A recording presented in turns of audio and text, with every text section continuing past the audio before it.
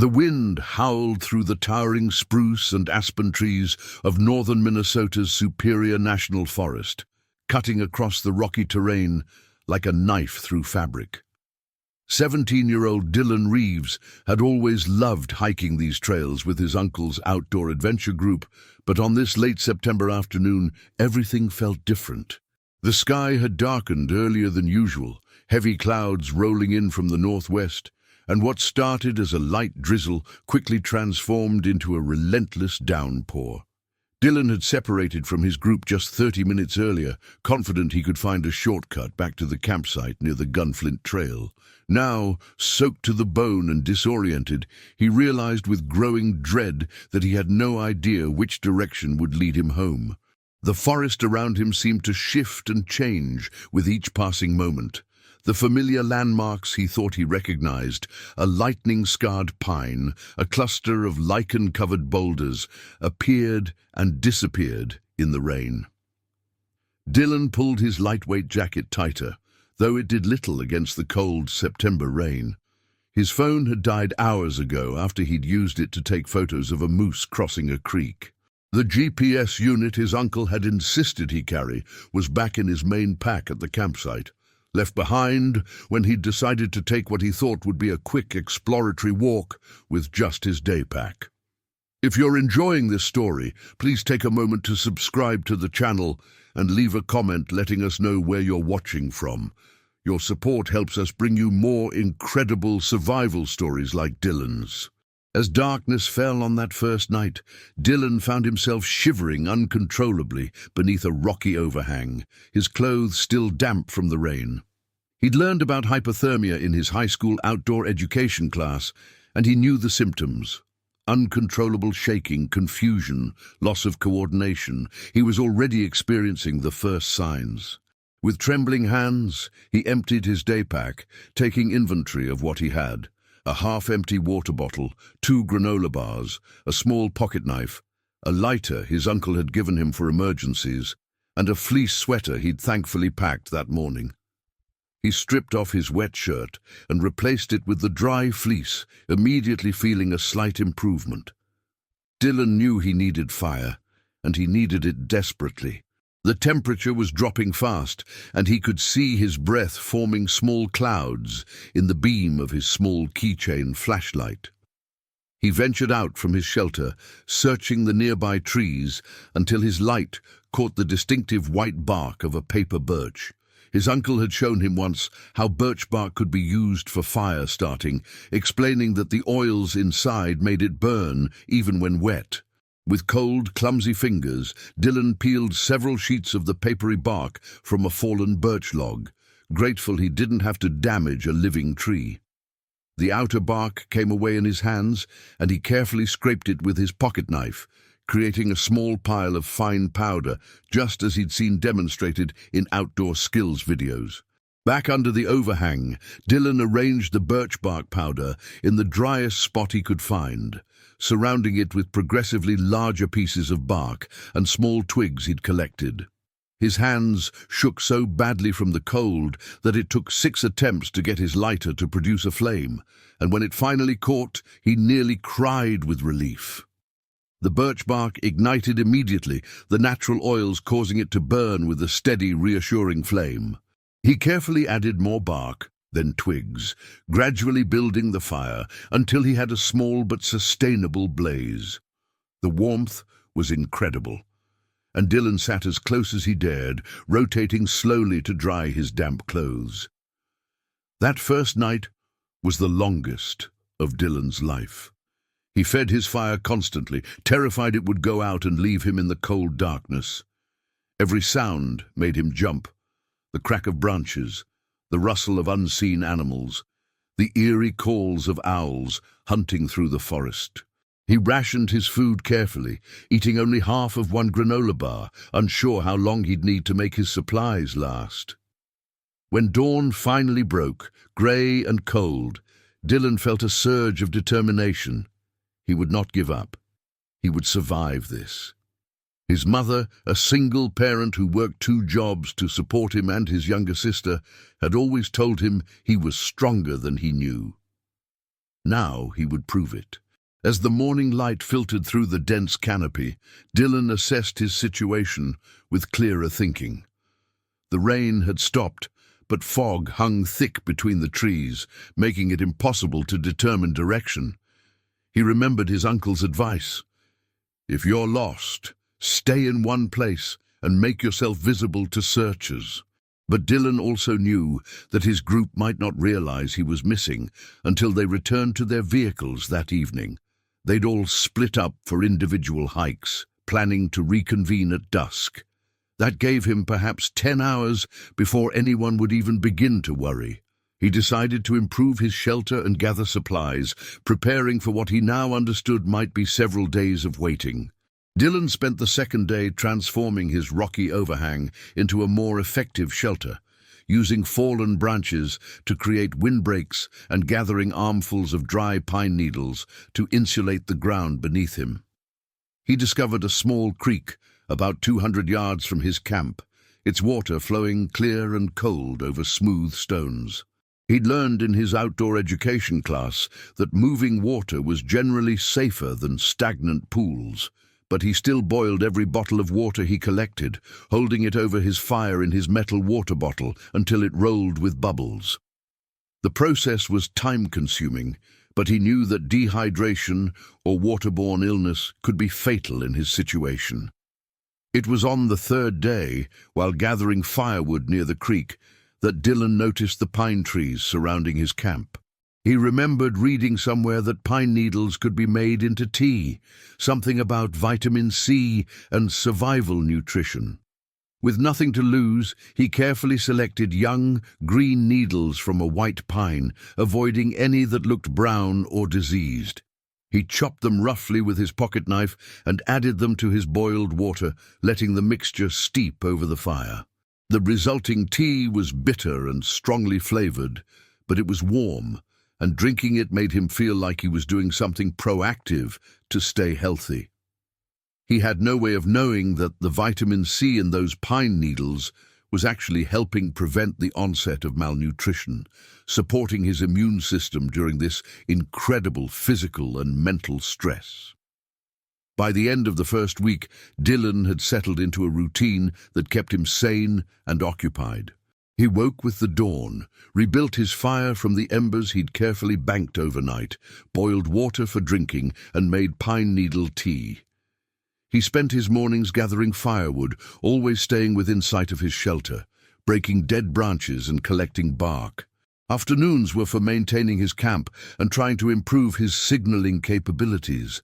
He'd arranged rocks in a large SOS pattern in a nearby clearing, and he kept a pile of green pine boughs ready to throw on his fire if he heard aircraft overhead. Evenings were the hardest, when darkness fell early, and the sounds of the forest seemed to press in around his small circle of firelight.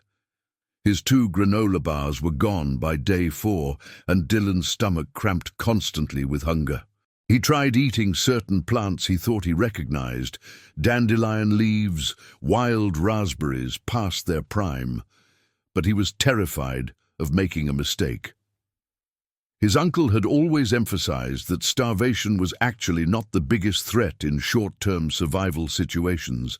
Exposure and dehydration were far more dangerous. So Dylan focused on what he could control, keeping his fire going, staying hydrated with boiled creek water and pine needle tea, maintaining his shelter, and keeping his mind occupied with tasks and observations. The isolation was perhaps the most difficult challenge. Dylan talked to himself constantly, narrating his actions, singing songs he remembered from childhood, reciting movie quotes and poetry fragments from English class. He thought about his mother and sister constantly, imagining their worry and fear. His younger sister, only 12 years old, would be devastated. His mother, who had been skeptical about this wilderness trip from the beginning, would be beside herself with guilt and terror. These thoughts sometimes paralyzed him with sadness, but they also fueled his determination to survive, to make it home to them. On day 10, Dylan heard the first helicopter. The distant thump of rotors sent his heart racing, and he scrambled to his signal fire, throwing on the green pine boughs he'd prepared. Thick white smoke billowed upward, but the helicopter, if it had ever really been there, never came close enough for him to see. He stood in his clearing for hours afterward, straining his ears for any sound of return, but heard only the wind in the pines and the scolding of red squirrels. That night was one of his darkest, and he struggled against despair, forcing himself to keep the fire going, to drink his pine needle tea, to believe that rescue would come. The second week brought new challenges as temperatures began to drop more severely at night. Dylan had lost weight he couldn't afford to lose, his clothes hanging loose on his frame. He felt weak and light-headed much of the time, conserving energy by moving slowly and deliberately. He improved his birch bark fire-starting technique through constant practice, learning to identify the driest bark even after rain, discovering how to scrape the powder to create the finest, most combustible material. Fire became his obsession, his companion, his lifeline. He talked to it, thanked it, tended it like a living thing that needed care and attention. Dylan began to notice changes in himself beyond the physical. His senses seemed sharper, more attuned to the forest around him. He could identify birds by their calls, predict weather changes by the smell of the air and the behavior of animals. He learned which trees provided the best firewood, how the wind patterns shifted throughout the day, where the sun would appear through the canopy each morning.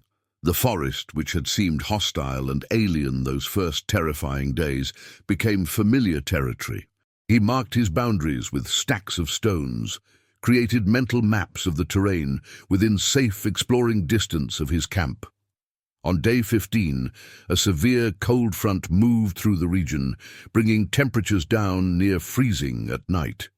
Dylan's fire-making skills were tested as never before when a sudden rainstorm swept through during the afternoon, soaking his woodpile and nearly extinguishing his fire. He huddled under his overhang, feeding the struggling flames with birch bark and the driest twigs he'd stored in his shelter, coaxing it back to life through sheer persistence. When he finally got a sustainable fire burning again, he felt a surge of pride and confidence. He was surviving, against all odds, with minimal supplies and no wilderness training beyond basic outdoor education. He was keeping himself alive. The psychological toll was immense. Dylan experienced moments of what he could only describe as hallucination or extreme stress reaction, seeing movement that wasn't there, hearing voices in the wind, feeling certain someone was watching him from the darkness beyond his fire. He developed rituals to combat these experiences, counting his pine needle tea preparations, organizing his woodpile by size and type, creating elaborate patterns with stones around his shelter. These activities kept his mind occupied and gave structure to days that might otherwise blur together in an endless cycle of fear and uncertainty. By day 18, Dylan had accepted that he might die here. The acceptance came not as defeat, but as a strange kind of peace. He had done everything he could, used every skill and resource available to him. If rescue didn't come, it wouldn't be because he'd given up or made foolish decisions. He wrote messages in the dirt with a stick, words to his mother and sister, then erased them before dark, not wanting to leave such grim markers. Instead, he focused on gratitude for the birch trees that provided fire, for the pine needles that gave him tea, for the creek that flowed endlessly with fresh water, for the knowledge his uncle and teachers had shared that kept him alive. The search for Dylan Reeves had become one of the largest wilderness rescue operations in Minnesota's recent history. His uncle had reported him missing the evening of that first day when Dylan failed to return to the meeting point. The initial search had focused on the marked trails and popular camping areas, but as days passed without any trace, search teams expanded their radius dramatically. The Superior National Forest covered over 3 million acres of wilderness, much of it roadless and rugged. Search and rescue coordinator Janet Brewster had deployed helicopters, ground teams, K-9 units, and even thermal imaging drones. But the dense forest canopy and varied terrain made visual searching incredibly difficult. Janet had been coordinating wilderness searches for 15 years, and she knew the statistics all too well. After 72 hours, the chances of finding a lost person alive dropped significantly. After a week, those chances became slim. After 2 weeks, most searches transitioned from rescue to recovery operations, but something about Dylan's case kept her from losing hope. The teenager had some outdoor knowledge. He'd been dressed appropriately for hiking, and the weather, while cold and rainy, hadn't been severe enough to rule out survival. She kept teams in the field, rotating crews through different search grids, following every possible path a disoriented hiker might have taken. Dylan's mother, Dylan Reeves, had taken leave from both her jobs and moved into a hotel near the search headquarters, refusing to leave until her son was found. She spent every day at the command center, studying maps, listening to radio communications, asking questions about search protocols and survival odds.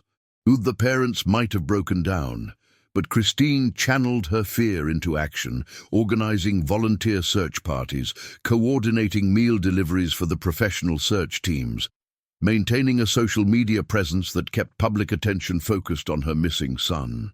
She'd brought Dylan's sister, Amber, to stay with her own mother in Duluth, wanting to shelter the 12-year-old from the worst of the uncertainty and fear. On day 20, a break in the weather brought clear skies for the first time in over a week. Janet Brewster made the decision to deploy every available helicopter for intensive aerial searching of the areas most difficult to access by ground teams. One of those helicopters, piloted by veteran search and rescue flyer Michael Ortega, was assigned a grid sector that included the rocky, heavily forested area northeast of the Gunflint Trail. Michael had flown hundreds of search missions, and he'd learned to look for specific signs: smoke from fires, unusual color patterns in the forest canopy, geometric shapes that didn't belong in nature's random designs. Dylan heard the helicopter around mid-morning, the sound distant at first, then growing louder. He'd heard aircraft several times before and been disappointed, but something about this felt different. The helicopter seemed to be moving in a search pattern rather than simply passing over. His hands shaking with adrenaline and hope, Dylan grabbed his green pine boughs and threw them onto his fire. The wet needles created thick white smoke that billowed up through a gap in the canopy. He grabbed his bright red fleece sweater and waved it frantically overhead, screaming at the top of his lungs, even though he knew no one could hear him over the engine noise. Michael Ortega was making his third pass over the sector when his co-pilot, Jennifer Park, spotted something unusual. "There," she said, pointing to their 2 o'clock position. "That smoke pattern, it's too white and too concentrated to be natural." Michael banked the helicopter for a closer look, dropping altitude as much as the terrain allowed. Through the trees, he caught a flash of red movement that didn't match the forest's natural rhythms. He keyed his radio immediately. "Search base, this is Rescue 7. We have possible visual on target, coordinates approximately." He read off the GPS numbers while Jennifer kept her binoculars trained on the spot. Below, barely visible through the canopy, a thin figure was waving something red, the white smoke continuing to pour from what appeared to be a small fire. Dylan couldn't believe what he was seeing. The helicopter was circling directly overhead, low enough that he could see faces in the windows. He waved his sweater until his arms ached, laughing and crying simultaneously, 23 days of fear and loneliness pouring out of him in great, racking sobs.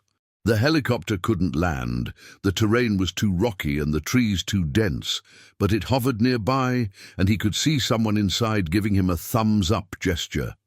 They'd seen him. After 23 days alone in the wilderness, living on nothing but boiled water and pine needle tea, keeping himself alive with fires made from birch bark and determination, he'd been found. The actual rescue took another 3 hours.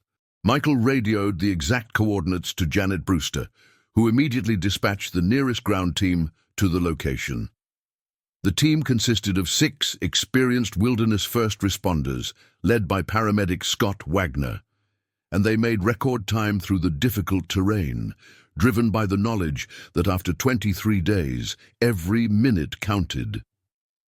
They arrived at Dylan's camp in early afternoon, calling out to announce their presence before entering the clearing. What they found was both heartbreaking and inspiring. A 17-year-old boy, gaunt and dirty, sitting beside a carefully tended fire, surrounded by the evidence of his incredible will to survive. Scott Wagner had seen many things in his career, but Dylan Reeves's survival camp impressed him deeply. The teenager had created a functional shelter, maintained a fire for over 3 weeks, established a clean water source, and even attempted basic nutrition with pine needle tea. Most lost hikers panicked, made poor decisions, succumbed to exposure or dehydration within days. This kid had done everything right, had kept his head, had refused to give up. Scott conducted a quick medical assessment while his team radioed for a helicopter evacuation. Dylan was severely dehydrated despite his water-boiling efforts. Malnourished, suffering from minor frostbite on his fingers and toes, and showing signs of exhaustion and possible exposure-related complications. But he was alive, conscious, and coherent. The helicopter that lifted Dylan out of the wilderness carried him directly to Essentia Health St. Mary's Medical Center in Duluth, where a trauma team stood ready. Dylan Reeves was already there, having been flown ahead by Janet Brewster's team. When Dylan was wheeled into the emergency room, Christine broke through the cluster of medical personnel to reach her son, tears streaming down her face. Dylan, barely able to speak through his cracked, dry lips, managed to whisper, "I'm sorry, Mom. I'm so sorry." Christine held his hand and shook her head. "You have nothing to be sorry for. You survived. You came back to us. That's all that matters." The medical team worked quickly to stabilize Dylan, starting IV fluids to address his severe dehydration and beginning careful refeeding protocols. Starvation refeeding required delicate management. Introducing food too quickly after prolonged malnutrition could cause dangerous electrolyte imbalances. Dylan had lost 28 pounds from his already lean frame, his body having consumed its own muscle mass to stay alive. The pine needle tea, doctors later confirmed, had provided just enough vitamin C to prevent scurvy and support his immune function, possibly making the difference between survival and severe illness. The birch bark fires had prevented hypothermia on multiple occasions when temperatures had dropped dangerously low. Over the following days, as Dylan recovered in the hospital, his story spread across local and national news. Wilderness survival experts analyzed his techniques, praising his decision to stay in one place, his fire-making skills, his water purification efforts, and his resourceful use of pine needle tea. His high school outdoor education teacher, Robert Chen, was interviewed by multiple news outlets and spoke with pride about Dylan's application of classroom knowledge in a real survival situation. "We teach these skills hoping students will never need them," Chen said, but Dylan proved that basic wilderness education can be the difference between life and death. Janet Brewster held a press conference to discuss the rescue operation and the factors that contributed to Dylan's survival. She emphasized the importance of the initial report, the persistence of search teams who refused to give up, the critical weather window that allowed aerial searching, and most importantly, Dylan's own actions. "This young man saved his own life," she stated clearly. "We found him, but he kept himself alive long enough to be found. That took knowledge, courage, and an extraordinary will to survive." Dylan's uncle, who had been racked with guilt since the incident, visited the hospital with tears in his eyes. Dylan, now able to speak more easily, stopped his uncle's apology before it could fully form. "You taught me everything that kept me alive," Dylan said quietly. "The birch bark fire starting, the water purification, staying in one place when lost. I remembered what you showed me, and it worked." The two embraced, both understanding that while the experience had been traumatic, it had also revealed strength neither knew Dylan possessed. Physical recovery took weeks, but the psychological impact of 23 days alone in the wilderness would take much longer to process. Dylan worked with a therapist who specialized in trauma and post-traumatic stress, talking through the fear, the loneliness, the moments of despair, and surprisingly, the moments of clarity and peace he'd experienced. He struggled with nightmares initially, waking in panic at the thought of his fire going out or hearing sounds in the darkness. But gradually, with support from his family, friends, and mental health professionals, he began to integrate the experience into his life story rather than being defined by it. Dylan returned to school 3 months later, walking into a hero's welcome that made him deeply uncomfortable. He didn't feel like a hero. He felt like someone who had made a mistake and gotten lucky. But his outdoor education teacher persuaded him to give a presentation to the entire school about wilderness survival, and Dylan found that sharing his story helped with his own processing. He demonstrated birch bark fire starting, explained the importance of water purification, showed photos of pine needles, and discussed their nutritional value. He emphasized the mental aspects of survival, the importance of staying calm, maintaining routines, fighting despair with action and purpose. The following spring, Dylan returned to the Superior National Forest with his uncle, his mother, search coordinator Janet Brewster, and paramedic Scott Wagner.